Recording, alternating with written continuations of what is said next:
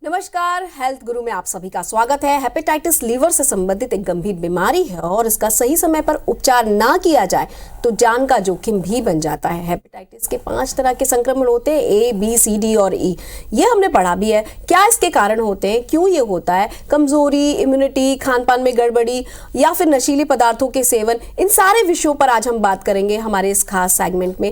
इसके अलावा मानसून में हेपेटाइटिस का खतरा क्यों बढ़ जाता है, ये भी हम जानने की कोशिश करेंगे। आपको बता दें कि हेपेटाइटिस दिवस मनाने की जो वजह है वो है नोबेल पुरस्कार विजेता वैज्ञानिक डॉक्टर बारुक ब्लमबर्ग के जन्म दिवस को हम हेपेटाइटिस डे के रूप में मनाते हैं और आज हम इसी विषय पर बात करने वाले हैं कि इसके लिए उन्होंने जो वैक्सीन बनाई थी उसका क्या उपयोग हो रहा है और किस तरह से हम इस बीमारी से निजात पा सकते हैं और किस तरह से इस बीमारी से बचा जा सकता है। इस गंभीर बीमारी के कारण, लक्षण और उपचार की जानकारी देने के लिए हमने अपने यहाँ 2 गेस्ट इनवाइट किए हैं। आज NHMMI से 2 एक्सपर्ट हमारे बीच हैं, डॉक्टर अनुपम महापात्रा MD/DM गैस्ट्रोएंट्रोलॉजी और डॉक्टर अभिषेक जैन MD/DM गैस्ट्रोएंट्रोलॉजी हमारे साथ हैं। आप दोनों का बहुत बहुत स्वागत। नमस्कार सर।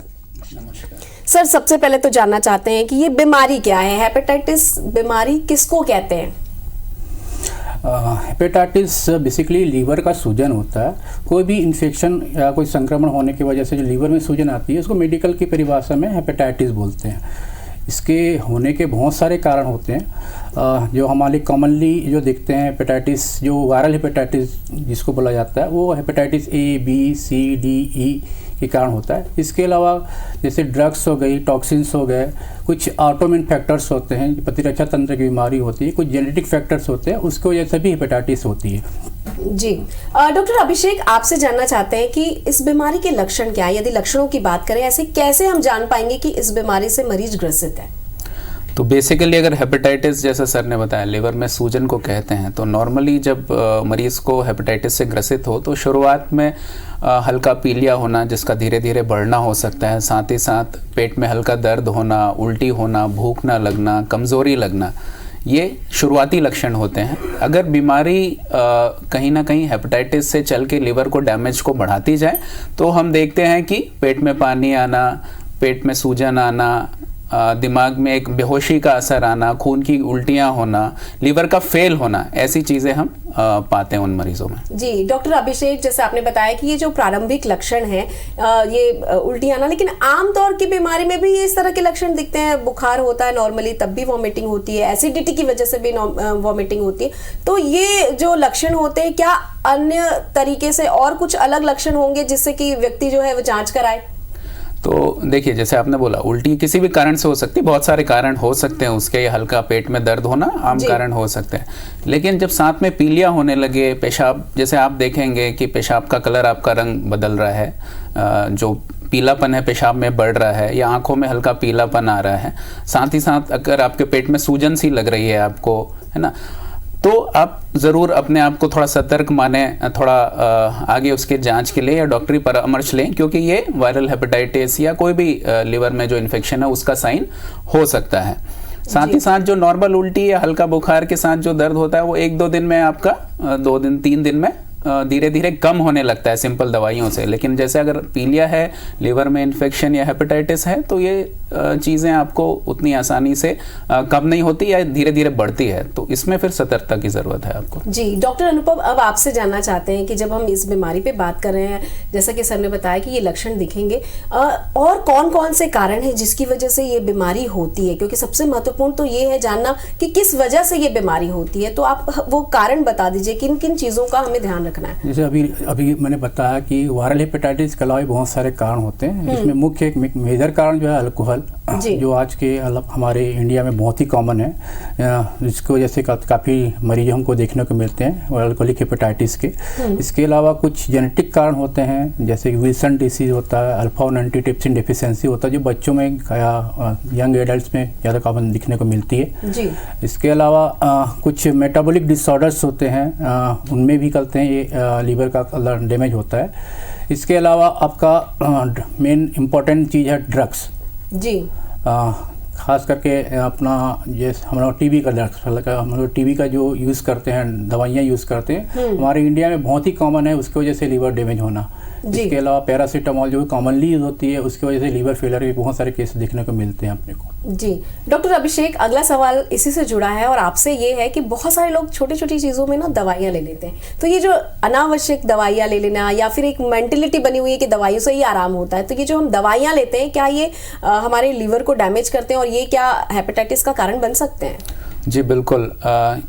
एक कारण ये भी है हेपेटाइटिस का दवाइयों के अनावश्यक उपयोग से, या बहुत सारे लोग लीवर को मजबूत करने के लिए बहुत सारी ओवर द काउंटर मेडिसिन ले लेते हैं। कई बार आयुर्वेदिक मेडिसिन में भी लिवर डैमेज हो सकता है, जैसे टीबी का मेडिसिन से लिवर डैमेज हो सकता है, पैरासीटामोल, पेन किलर, कई बार कुछ एंटीबायोटिक्स भी लिवर को डैमेज कर सकती हैं, पेन किलर्स लिवर को नुकसान पहुंचा सकती है। बहुत सारे लोग ओल्ड एज में कोई घुटने का दर्द या कोई भी ऐसा दर्द के लिए ओवर द काउंटर मेडिसिन लेते रहते हैं बिना डॉक्टरी सलाह के।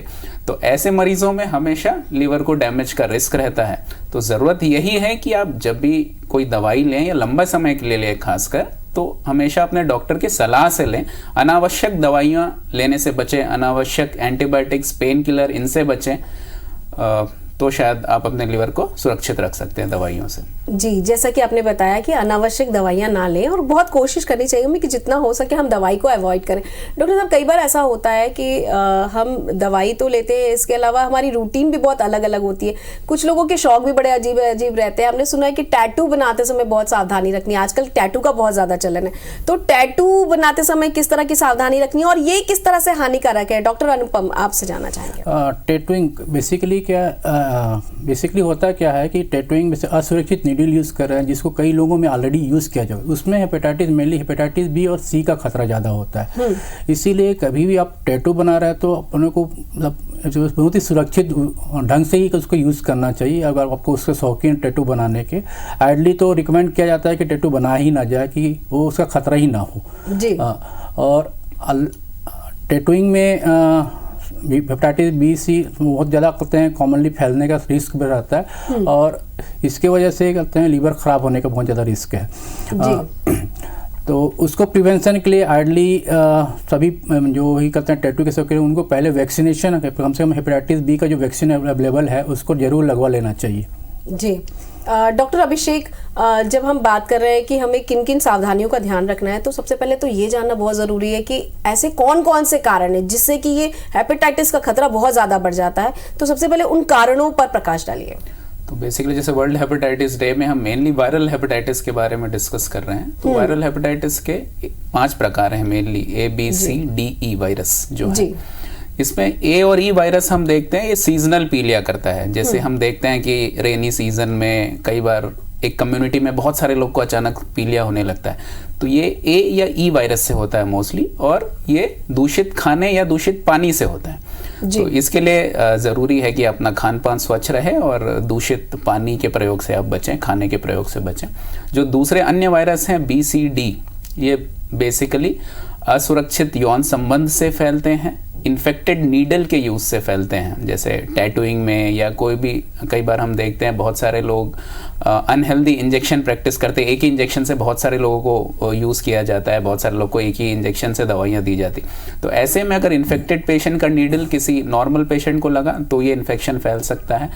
अगर आप ब्लड प्रोडक्ट्स वगैरह किसी को लगा रहे हैं और वो प्रॉपर उसकी जाँच नहीं की गई है, तो ब्लड प्रोडक्ट्स के थ्रू ये फैल सकते हैं।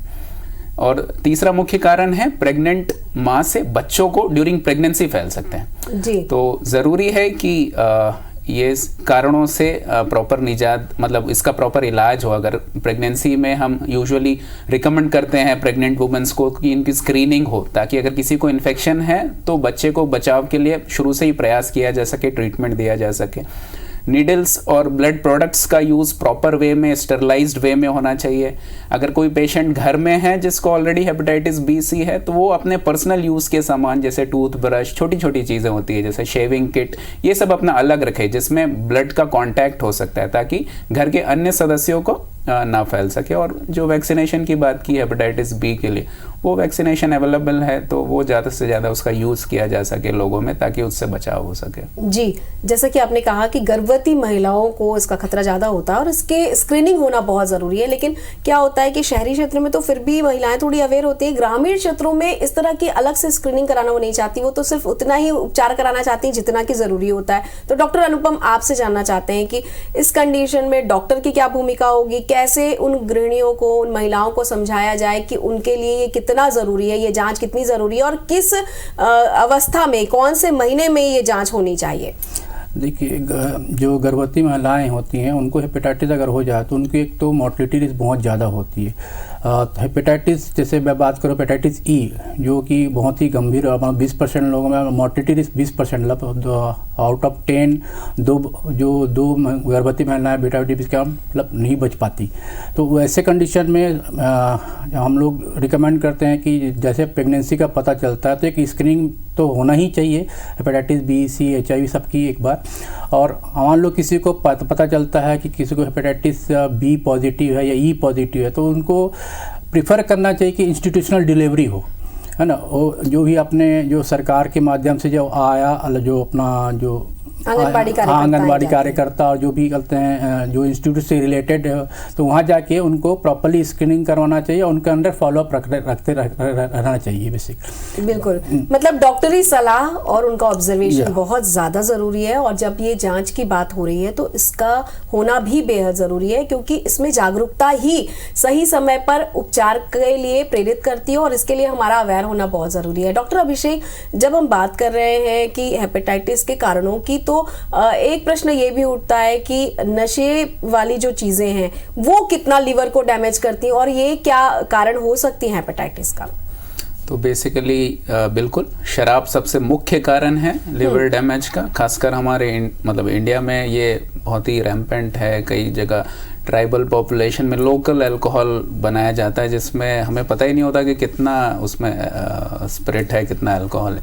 तो बेसिकली अल्कोहल यूज़ हम देखते हैं कि एक मुख्य कारण है हमारे लिवर डैमेज का। बहुत ही यंग पॉपुलेशन में हम देखते हैं कि लिवर डैमेज हो जाता है, लिवर फेल हो जाता है, लिवर सिरोसिस हो जाती है ना, जिससे कई यंग पेशेंट्स को बचाना हमारे लिए मुश्किल होता है जब वो एडवांस डिजीज़ में आते हैं। तो अल्कोहल बहुत मुख्य कारण है, इसका यूज़ कम से कम या इससे बचाव बहुत ज़रूरी है, मतलब ताकि अपने लिवर को स्वस्थ रख सके। दूसरा ही हेपेटाइटिस बी और सी में भी हम देखते हैं कि आईवी ड्रग एब्यूज़, जैसे मैंने शुरू में आपको बोला कि इन्फेक्टेड नीडल एक मुख्य कारण है हेपेटाइटिस बी और सी के फैलने के लिए। तो कई बार जो इंजेक्शन यूज़ करते हैं, ये आईवी ड्रग एब्यूज़ करते हैं, वो कॉमन शेयर करते हैं नीडल्स। तो ऐसे पॉपुलेशन में भी हम देखते हैं कि हेपेटाइटिस बी और सी काफ़ी ज़्यादा ईजिली फैलता है और इनमें इस पॉपुलेशन में खासकर उनका इन्फेक्शन भी ज़्यादा पाया गया है। तो किसी भी प्रकार के ड्रग्स, किसी भी प्रकार का अल्कोहल हमेशा लिवर के लिए नुकसानदेह है। जी, और जब हम आज हेपेटाइटिस डे दिवस पर बात कर रहे हैं कि किस तरह से इसके कारण और लक्षण हमें समझना है, तो एक सवाल ये भी उठता है कि आपने कहा गंदा पानी और गंदा खाना, तो घर पर जो पानी आता है उसे हम स्वच्छ मानते हैं, तो ये गंदा पानी और गंदा खाना हम किसे कहते हैं और कैसे इससे सावधानी रखी जा सकती है? डॉक्टर अनुपम, आपसे जानना चाहेंगे। गंदा पानी, गंदा खाना ऐसा है कि आप जो भी मतलब यूज़ कर रहे हैं वो प्रॉपरली क्लीन होना चाहिए। सबसे आप जो घर में सब्जी यूज़ कर रहे हैं या पानी उबाल के करते हैं, उबाल के पीजिए, सबसे बेस्ट तरीका वही है। आप जो भी सब्जी लाते हैं या फिर जो भी करते हैं खाने की चीज़ें लाते हैं, उनको गर्म पानी से एक बार अच्छे से धो लीजिए, उसको यूज़ कीजिए। तो इससे आपको जो दूषित पानी या खाने से होने वाली जो बीमारियां हैं और कहते हैं नॉर्मल जो हेपेटाइटिस के अलावा जो बीमारियां हैं उसके होने का खतरा बिल्कुल ख़त्म हो जाता है। तो जी बिल्कुल, यानी कि पानी को उबाल कर पीना है, सब्जियों को अच्छी तरह धोकर ही उसका इस्तेमाल करना है। डॉक्टर अभिषेक, कई बार ऐसा होता है कि पीलिया के लक्षण दिख रहे हैं करके हम पीलिया का इलाज कराते हैं, लेकिन इसमें हमने पढ़ा है कि पीलिया के बहुत दिन तक रह जाने की वजह से भी हेपेटाइटिस का खतरा बहुत बढ़ जाता है। तो उसको कैसे हम स्पेसिफिक करेंगे, कैसे हम जानेंगे कि हेपेटाइटिस का खतरा है ये? तो बेसिकली हेपेटाइटिस, जैसे हमने बोला, लिवर में कभी भी सूजन हो किसी भी कारण से, उसको हम हेपेटाइटिस कहते हैं। तो हेपेटाइटिस जो लिवर रिलेटेड प्रॉब्लम है उसमें सबसे कॉमन सिम्टम पीलिया है। तो जैसे हम कई बार सीजनल हेपेटाइटिस की बात करते हैं, हेपेटाइटिस ए ई की हमने बात करी, तो ये यूजुअली कुछ समय में ये पीलिया ख़त्म हो जाता है। 95 से 99% लोगों में ये 4 से 6 हफ्ते में पूरा क्योरेबल होता है।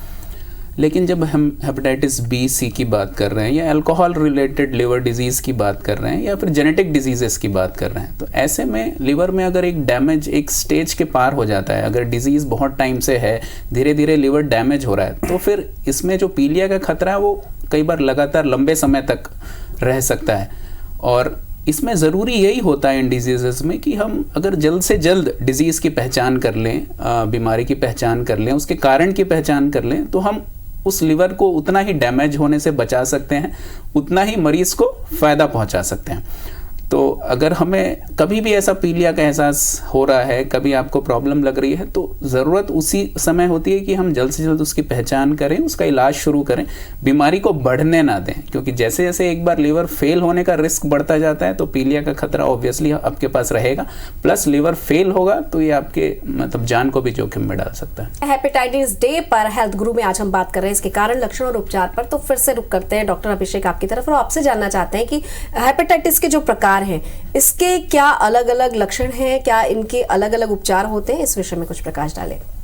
तो हेपेटाइटिस जैसे एक वायरल हेपेटाइटिस जो हम आज बेसिकली डिस्कस कर रहे हैं, दूसरा अल्कोहल रिलेटेड या मोटापा रिलेटेड भी लिवर में जो डैमेज होता है, ये मुख्य कारण है जी। वर्ल्ड हेपेटाइटिस डे पे जैसा हम वायरल हेपेटाइटिस से रिलेटेड इश्यूज़ के बारे में ज़्यादा से ज़्यादा लोगों को जागरूक करने के लिए बेसिकली ये डे सेलिब्रेट करते हैं।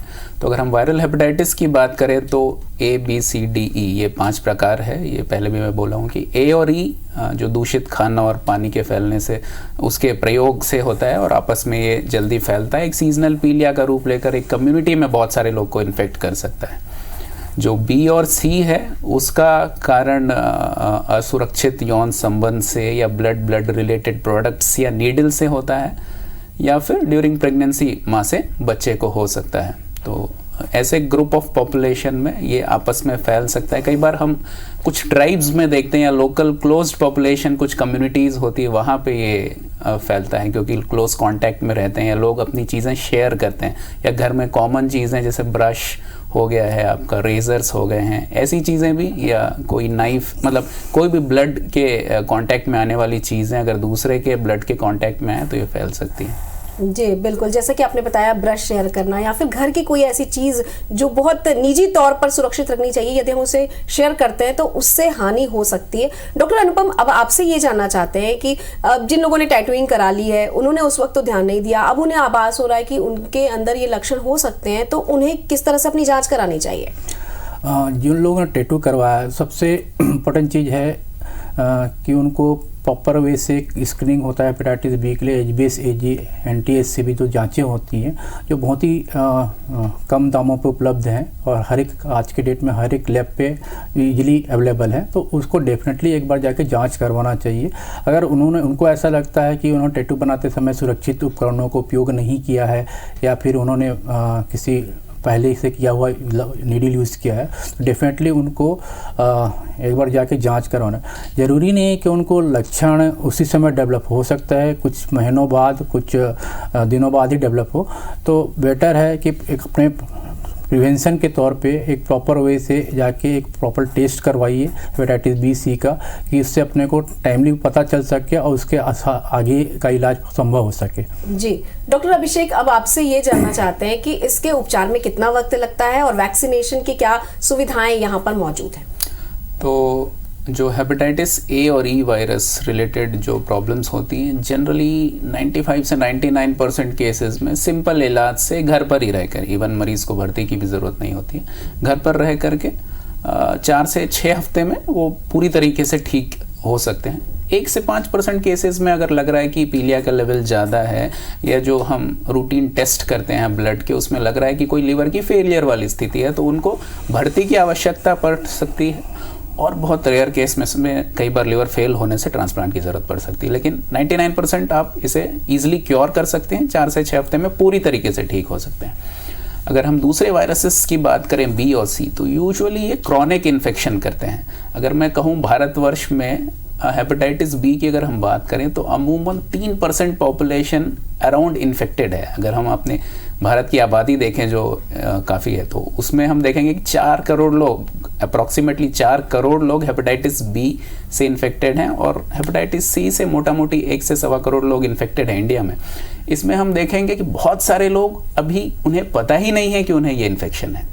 तो यूजुअली हेपेटाइटिस बी सी हम बोल रहे हैं कि ये क्रॉनिक इन्फेक्शन करता है। जैसे कई बार माँ से बच्चे को अगर प्रेगनेंसी के दौर पे ये हो जाए तो ऐसे केसेस में अप टू 90% बच्चे उनको क्रॉनिक इन्फेक्शन होगा, मतलब वो उनके ब्लड में ये वायरस सालों साल रहेगा और ये धीरे धीरे लिवर को डैमेज करेगा। तो आपको सिम्टम्स कुछ नहीं होंगे, ये धीरे धीरे आपके लिवर को डैमेज करता है। तो इसलिए जरूरत है उनकी स्क्रीनिंग की, और अगर हेपेटाइटिस बी और सी अगर है तो फिर उसका इलाज दोनों का ही संभव है। हेपेटाइटिस सी का इलाज करना थोड़ा आसान इसलिए मैं कहूंगा कि उसमें 12 से 24 हफ्ते की दवाइयां लेकर उनको ठीक किया जा सकता है। हेपेटाइटिस बी में भी इलाज संभव है, लेकिन इलाज थोड़ा लंबा लेना पड़ता है। जी बिल्कुल, सतर्क रहना बेहद जरूरी है। आप दोनों ही मेहमानों ने इतनी महत्वपूर्ण जानकारी हमसे साझा की, इसके लिए बहुत बहुत शुक्रिया।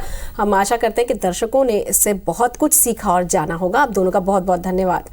तो दोस्तों, 28 जुलाई को हर साल दुनिया भर में विश्व हेपेटाइटिस दिवस मनाया जाता है। इसे मनाने के पीछे की जो वजह है वो ये है कि इस बीमारी के प्रति लोग जागरूक हों, ताकि हेपेटाइटिस की जो शिकायत है उससे बचा जा सके। इससे लीवर से जुड़ी बीमारी हो सकती है, इसलिए सतर्क रहना बेहद जरूरी है। फिर किसी विषय में होगी आपसे मुलाकात, तब तक कीजिए थोड़ी सी प्रतीक्षा, थोड़ा सा इंतजार। नमस्कार।